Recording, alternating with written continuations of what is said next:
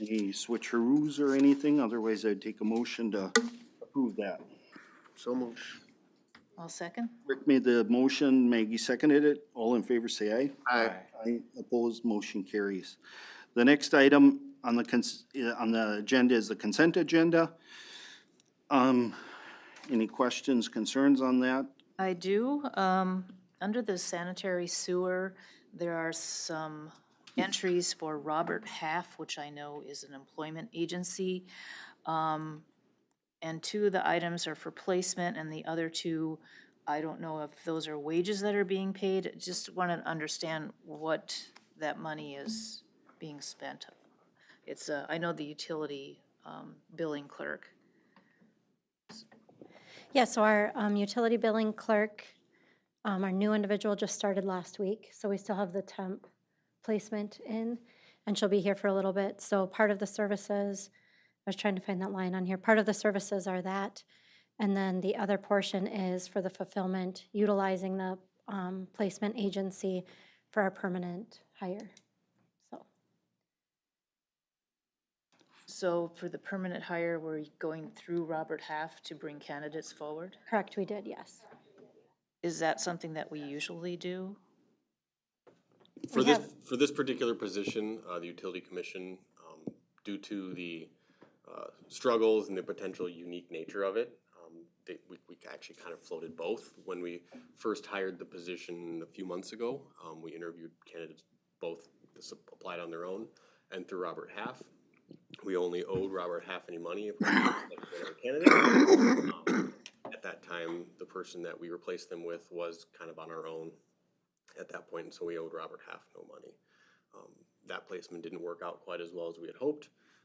This time around, the candidate that we ended up placing in there was a Robert Half candidate, and so we owe them obviously a fee for using that. Correct me if I'm wrong, Robin, if for some reason this candidate doesn't work out, Robert Half is basically guaranteed the replacement, correct? Yes, so we still pay the fee, but they'll find us a new placement for no additional cost. Okay, all right. It's just something I don't recall seeing before. I just wanted to understand the process, so thank you. Any other questions on the consent agenda? Hearing none, I would take a motion to approve the consent agenda. So moved. I'll second. Any other questions or discussion? Hearing none, all in favor say aye. Aye. Opposed, motion carries. All right, the public is invited to be heard on matters not on the agenda. Speakers are limited to 5 minutes. I don't see anybody in the audience. So with that, we'll move on to the city engineers project update. And then just go into your, when I'll you, keep yeah. going. All right, thanks for having me again here tonight. I do have my engineer's update in front of you. I guess I'll just leave if there are any questions before moving into my next two items. The agenda's, the update's basically just some minor things on the current project primarily, and then if there aren't any questions, I'm just gonna move straight into How much 25. longer are they gonna be on Lexington? I think they should be done with the utilities within about the next week, I think end of next week we should be done with the utilities. And that should be, and then once the utilities are done, they can get straight into digging out the rest of the road and moving into 6th Street. Okay. So, it's gonna be another month of work on Lexington before they're paved and at that point, so, hopefully the weather holds out. Correct me if I'm wrong, at this point, they are kind of in a, are we past any deadlines on Lexington? So On Lexington Avenue, no. So the project has a milestone date and then substantial completion date and final completion dates. The milestone date is basically the point they remove the pavement and start their work, and they have 9 weeks to bring this street up to gravel, make it passable for residents, and 11 weeks to bring it paved and substantially complete. We are not substantially complete on Lyndale Avenue yet, because they still have portions of sidewalk and they haven't planted grass or anything on there. So at this point, we have notified them that liquidated damages are in effect because of the work on Lyndale. These are not cumulative, so we would not have liquidated damages on multiple streets necessarily all at the same time.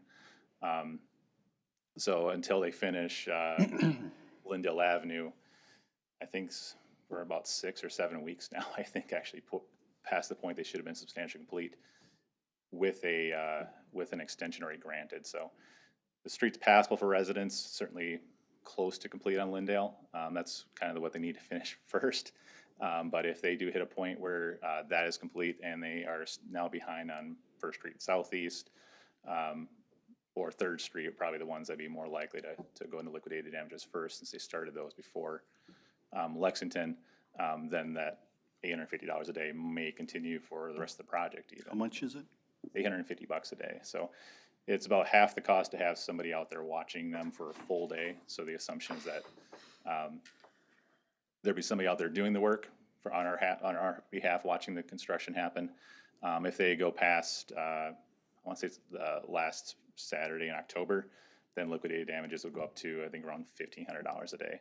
So that'd be not reaching the contract requirements for completion.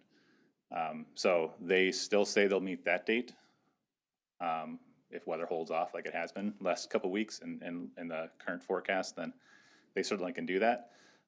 But there's a ways to go. Lexington Avenue is getting close as far as utility work goes, but 6th Street Northeast is still hanging out there. And that's got some deep utilities, so hoping for the best. I think they can do it, but just you need to get it moving. So, Okay, thank you. Any other- Go ahead. okay, I'll just kind of roll right into my next item on the agenda, which is on the 2025 project. So in your packet should be the feasibility report for the 2025 street and utility improvement project. This was originally ordered, I believe back in May 6th, and then amended a few weeks back when we added in some additional work to the project. So the project area, it includes Lincoln Avenue and Pershing Avenues from Main Street to 5th Street, First Street from Columbus to Pershing, and then 2nd Street from Columbus Avenue North to Lyndale Avenue North. That's for sidewalk improvements only. In this report too, we do also have 5th Street Northeast with some sidewalk improvements for about a block and a half. And we also have some alley improvements that have been added to it. So the total project cost is estimated at $6,678,000. This is a larger project than we've been completing the last couple of years.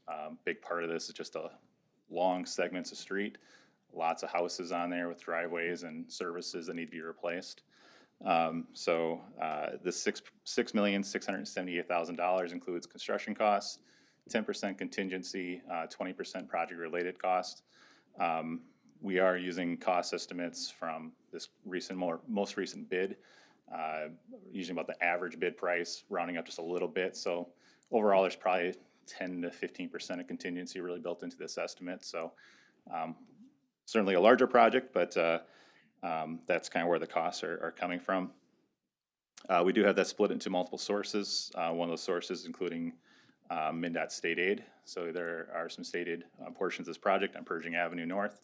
Then we also have an active transportation grant, and that's for sidewalk improvements on 12th Street Southeast or 12th Avenue Southeast. And that is pretty much 100% paid for on the construction costs from the grant. The city would just be responsible for the engineering costs and anything related to that portion of it. So that was a grant that the city received on this last spring, and we thought it'd be best to include it the bigger project to reduce those engineering costs and those other associated costs. Yes, Bruce? The general levy estimate for funding, how does that percentage of the total compare with the last few years, with the years in the past? Is it bigger percentage? I couldn't quite tell you for sure on that one. I don't have that comparison. As far as the project goes, when we calculate the general levy cost, it's after taking out all the utility costs, taking out the MnDOT costs, and taking out the, I guess basically utility costs and assessments, I'm sorry. And anything that's left over goes into that general levy cost. Because this one does have a larger state aid portion on this project from a percentage of the project, I would expect the general levy to be slightly less as a percentage for that reason. I would have thought so also. I wondered about the area. I'm not sure if it's much cost involved in the area that's by the utility building, all that, if that's factored in there, or? It is. So the cost for the improvements in the alley around the utility building specifically, all the pavement improvement costs are at 100% of the construction cost in the water utility portion of this funding breakdown. So there are actually some pavement improvement costs that are going to the public utility to pay for, and then they are also paying part of the assessment. So anything outside of the alley around that building is 100% of the construction cost is being put into their ledger, I guess. So is the alleys being assessed, or is that under the city general levy? Only the commercial properties on the alley are being assessed. So So the city's bearing the brunt of that improvement then?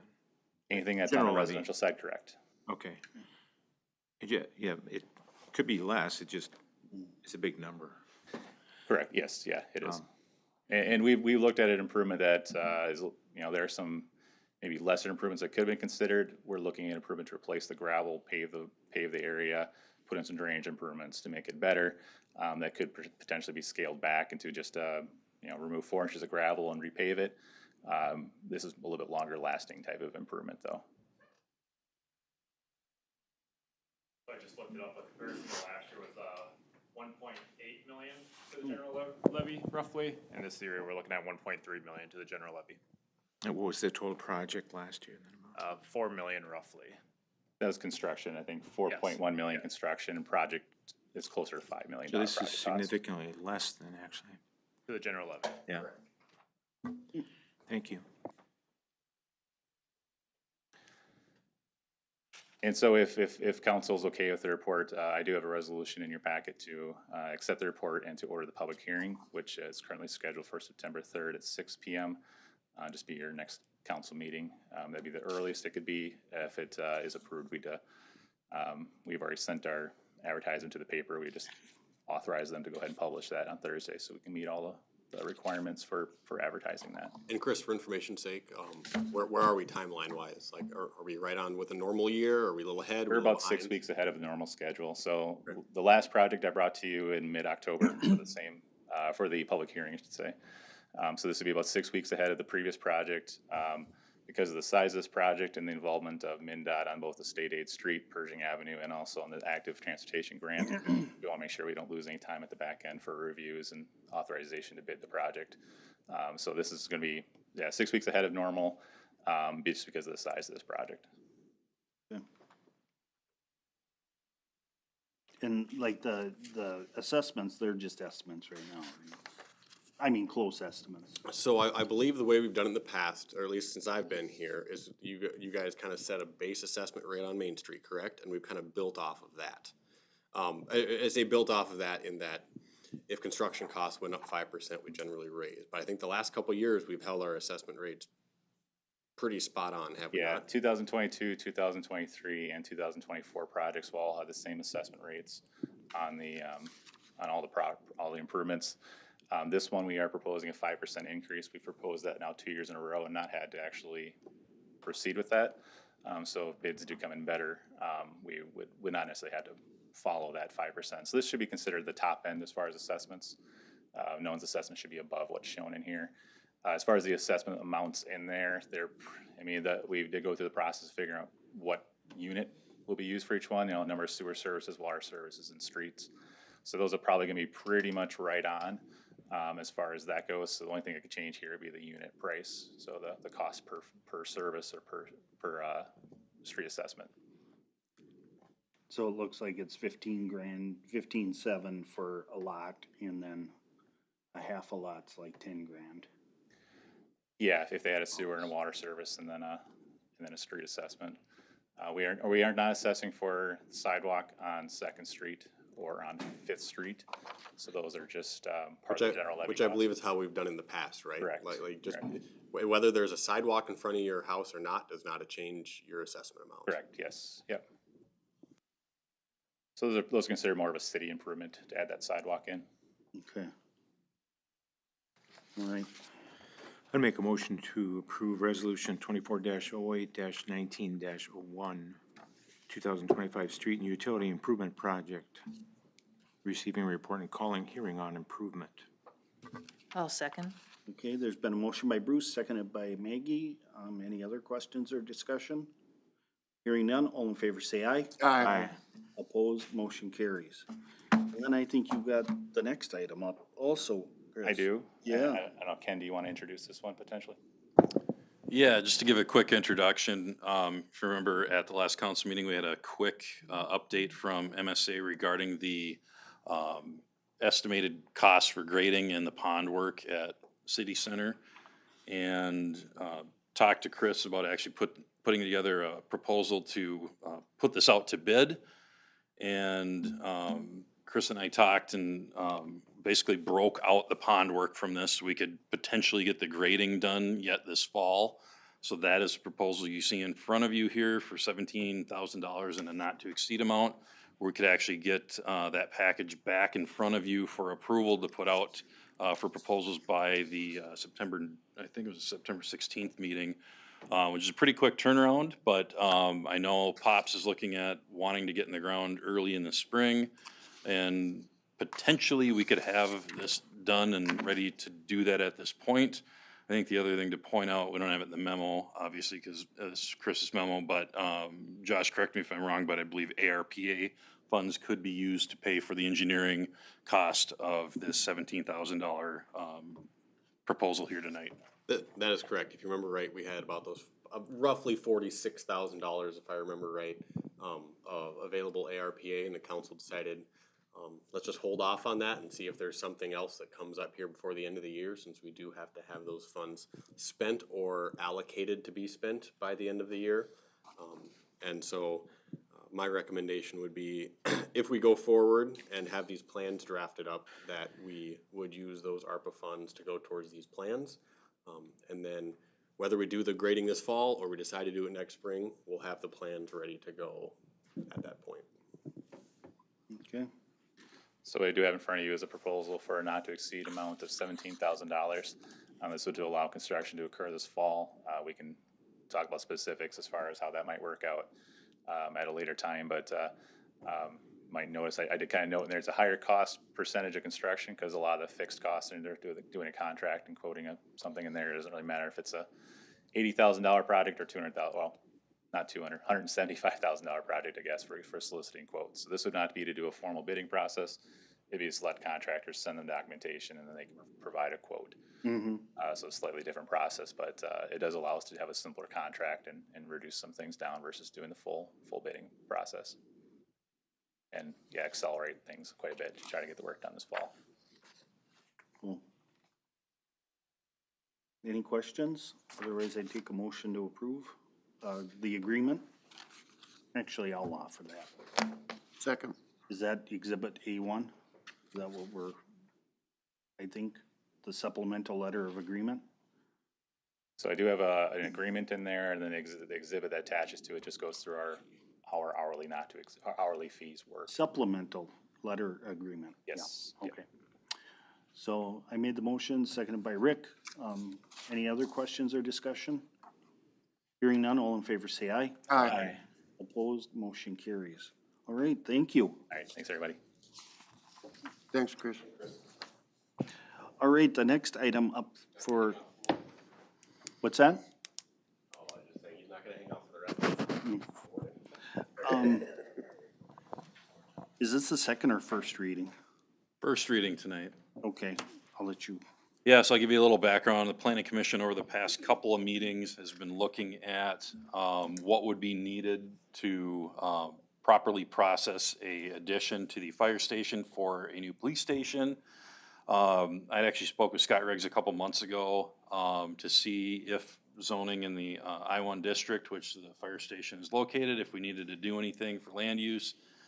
Scott offered his opinion, and I do agree with him that even though back in 2008, when that initially was approved for the fire station under the guise of it being an essential service, our definition for essential services currently is really about utilities, isn't really for fire, police, that type of other public use. So planning commission ended up having staff do further research to determine what other cities were doing for the land use category that includes public and quasi-public, such as post office type use in their zoning ordinances. And what we came up with was a very common definition that cities are using, which is determined to be a public buildings definition.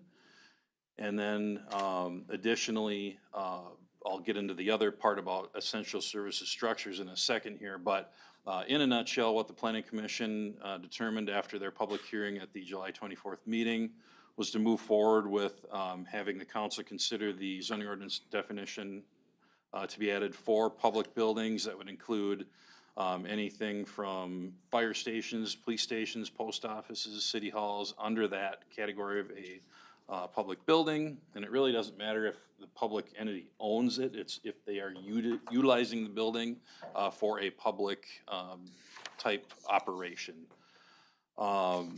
As the planning commission went through all the categories of the zoning ordinance to determine where they should be permitted and or conditional, they basically determined that it should be a conditional use in every district except for the I-1 Light Industrial District, which is out in the industrial park, and then also the B3 Highway Commercial Zoning District, which is the corridor along Trunk Highway 21 and 13 over on the west side of town, kind of from Dairy Queen on up past the fire station and Chart over there.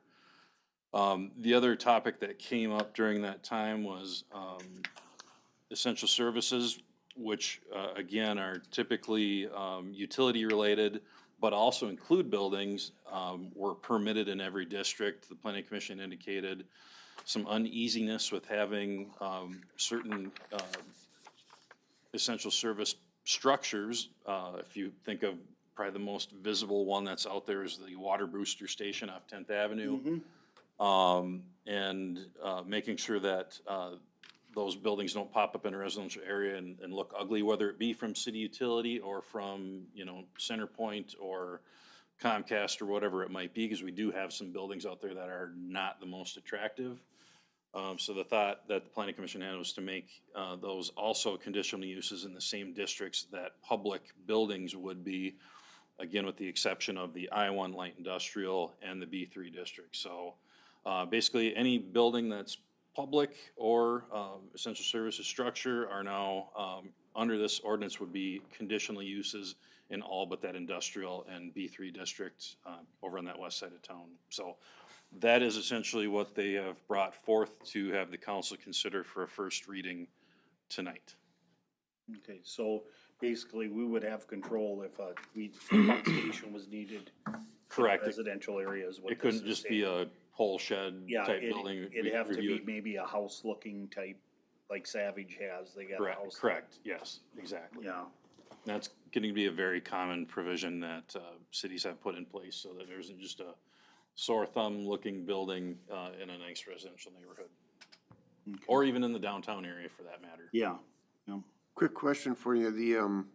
The date on, the staff recommends that the planning commission hold the required public hearing on July 24th, and then the council take it up on August 5th.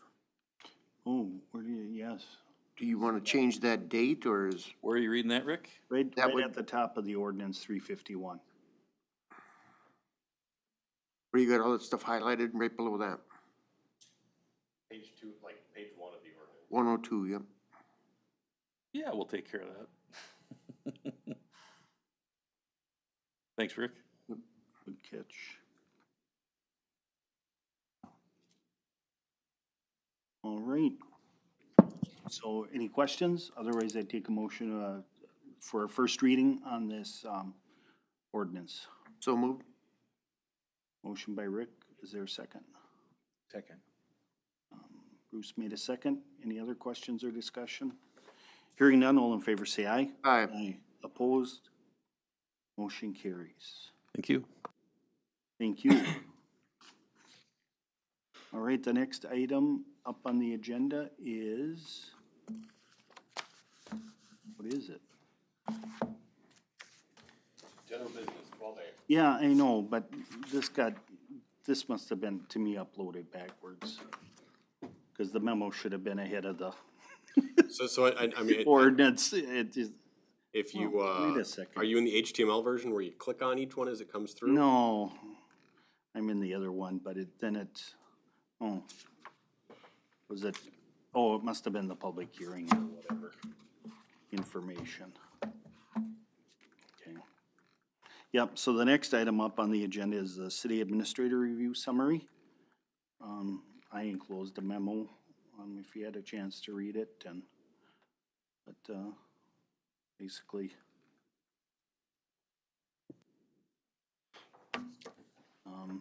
It's my recommendation after this review, I propose that we move Josh from step 6 of grade 19, which is 155,272 effective August 30th, 2024. I also propose that we move the annual review process to January so that it better aligns with the city's calendar. This would mean that the next review from today would actually take place on January of 2026. But I just kind of highlighted what we talked about on last meeting. And then I do know that Bruce met with Josh also. Yeah, if I Yep. could make a comment. Cool. I apologize for not having, I didn't realize that the personnel review is going to take place when I would be gone, so I apologize for not having my review available for that, but I did meet with Josh last week. I have a sense of maybe what the discussion took place and therefore what the recommendation is about.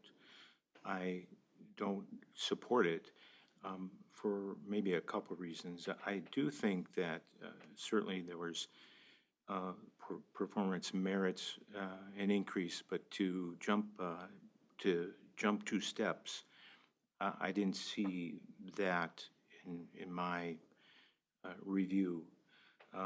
Certainly, a lot of things were completed according and met expectations, but I didn't see the merit that would justify jumping 2 steps. And secondly, I do feel that based on just the history of the things that have been done, that to extend the personnel policy or to extend the review and to really to make an exception to our personnel policy, to do that is probably not the prudent thing to do based on what's occurred in the last year. So those are the reasons that I probably, just for my comments, and I sent you a copy of my review and I went through that with Josh, so that is what it is. So I'll leave it at that, but that's my 2 cents. Okay. All right, so, I will second. Did you make the motion then? well, I didn't make any motion, Okay. so you can if you want. I'll make the motion to, so move. To approve my recommendation? To approve your recommendation, correct. Okay, is there a second? I'll second it. I just have a question on the motion then. Is the motion to show that the cost of living increases will be in effect then in the interim time period in January and? I don't believe so. It was just, So I guess the idea would be, if it's holding out, that is the current point at where step 6 grade 19 currently sits. And so if the graph moves due to cost of living increase, I guess the assumption would be that my pay would stick with whatever Yes. step it's currently on. yes, that was my sense? intent. So if it's on step 6 and COLA of, tonight's, the COLA in the budget where it's currently sitting right now is 2.8%. If COLA moves that whole graph 2.8%, then mine would stay on step 6 and move with that 2.8% or whatever that COLA would go. It would not move. It would. Oh, it So would? yeah, so basically, I take from this recommendation that it is sitting on step 6. And so if step 6 of grade 19 moves, that it would move with it. Okay, so in January, we're proposing in our budget 2.8, it would increase by 2.8% in January. Generally, yeah. I say generally because the math comes out real wonky that Okay, depending on where it's around 2.8. Okay, So you're gonna go a year, almost a year and 3 months or so before your next evaluation? Under this recommendation. Under this 5 months, recommendation, I think. yes. year and 5 months. Yeah. And that was my point, well, it is, whatever. So there's been a motion to approve the recommendation and a second. Any other discussion or questions? All in favor say aye. Aye. Aye. Opposed? Opposed? Aye. Opposed. All right, So question, point of order then, does Yep. that mean there's no step increase for the coming year? No, Because that motion at this point failed due to lack of having a majority. yep, so we're gonna have to, I would make a motion to approve an increase to step 5. okay, there's been a motion in that. Is there a second? I'll second. Okay. There's been a motion by Bruce, second by Maggie. Any questions? Hearing none, all in favor say aye. Aye. Opposed? Nay. Okay. Opposed, motion carries. So 3-1. Okay? Yeah. Okay.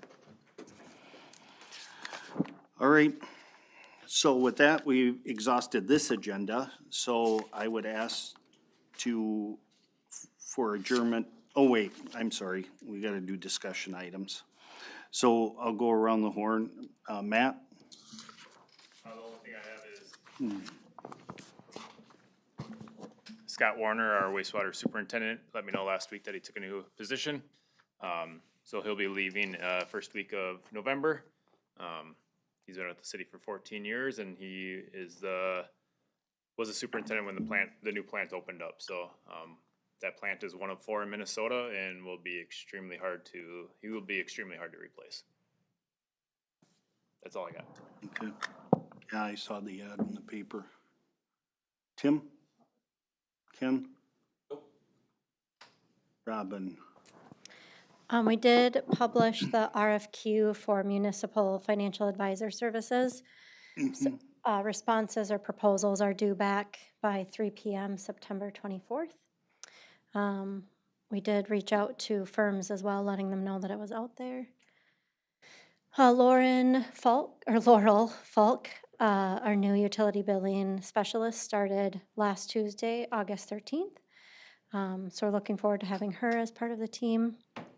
And we have started the interview process for the administrative assistant. Okay, Josh? All that I have is just, I'm sure you've all heard by now, but just as an official update as to who filed. Dwayne is the only one who filed for mayor, and then we had 3 people file for the 2 open council seats. Bruce Wolf, Sean Ryan, and then Dan Meyer, who currently serves on the planning commission. Okay, That's what I've got. Maggie? I don't have anything this evening. I don't have anything. Bruce?